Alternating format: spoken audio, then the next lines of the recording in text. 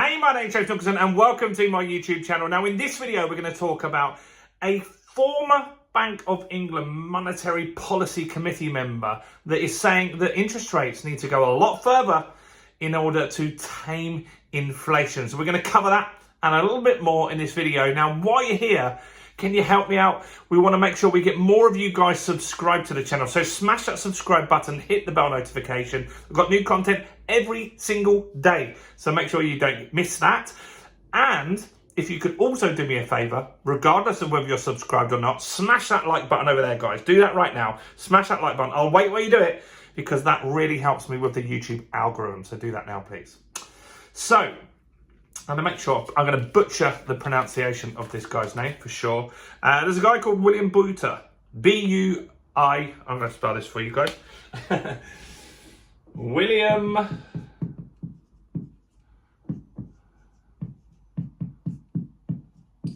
Booter?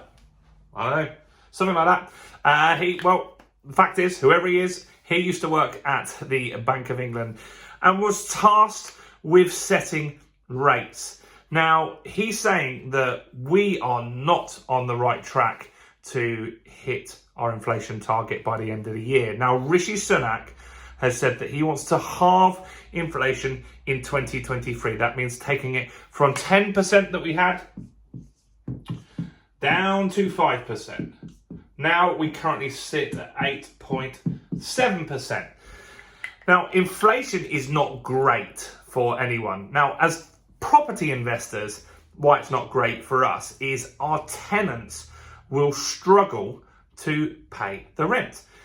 Everyone's being hit really hard and they have to make decisions on, do they cut back on things that they buy? Do they pay their gas and electric on time? Or do they pay their rent on time? And we don't want to be in that situation, do we? We want our tenants to be able to afford our services, because effectively we are a product-based business, and if our tenants struggle, effectively enough of them are not going to pay us, and that means we could potentially struggle. Now, as landlords, what also happens is we're generally on interest-only mortgages, and the way that we deal with inflation is to keep raising the interest rates. That's a real problem. And so what that means is that effectively our payments, our payments have doubled, some of them have tripled, and potentially they're going to go up even more. Now, what William is saying, as well as two other colleagues that have left the Bank of England over recent years, they used to be policymakers as well.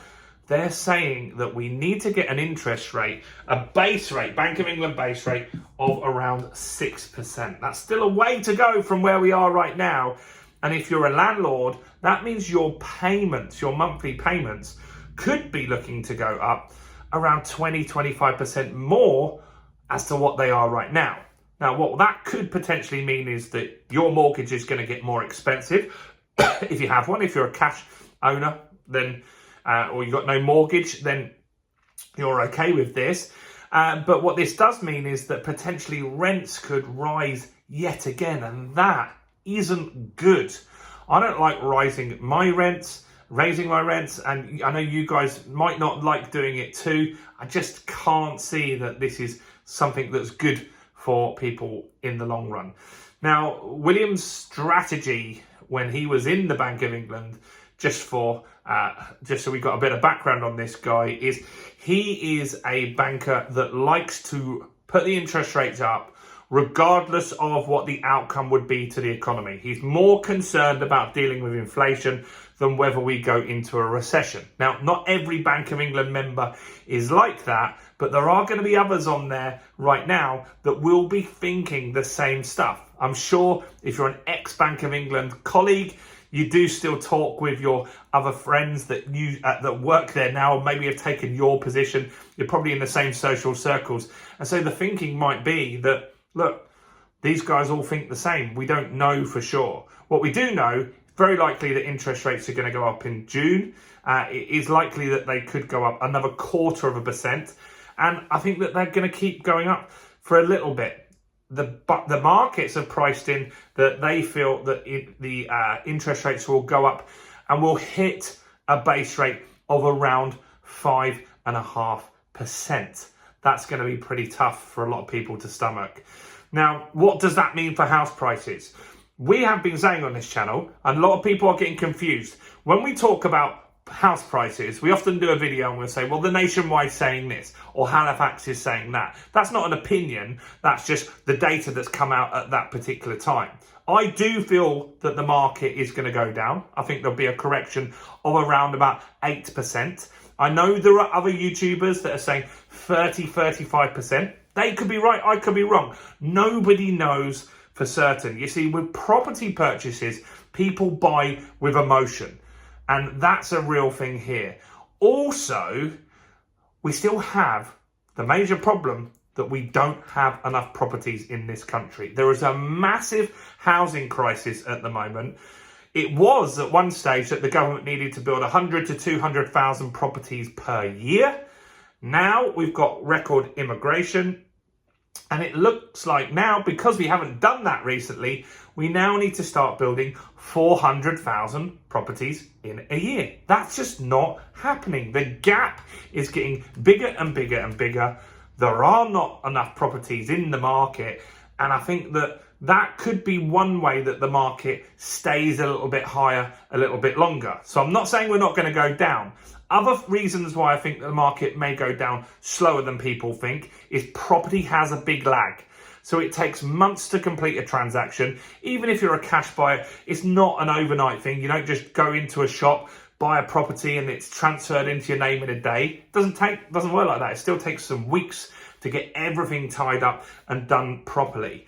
And so I think that the market is going to be on a downward trend. I think it's going to be much slower.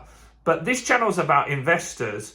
And so if I was an investor, I wouldn't be massively concerned about this, because that means that there's going to be more opportunities to buy below market value. So if the market goes down 10%, there also will be buyers in that market that will sell at a 20% discount.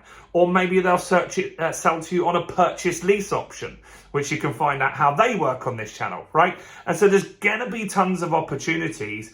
And you should only be really buying properties as an investor where you can add value, where you can add an additional bedroom. You can refurbish the property. You can put new kitchens and bathrooms to bring that property up to a higher standard. If you're doing that in the market, that gives you that extra protection. You can build in 20% extra increase in value. So if the market moves, it doesn't hit you as hard.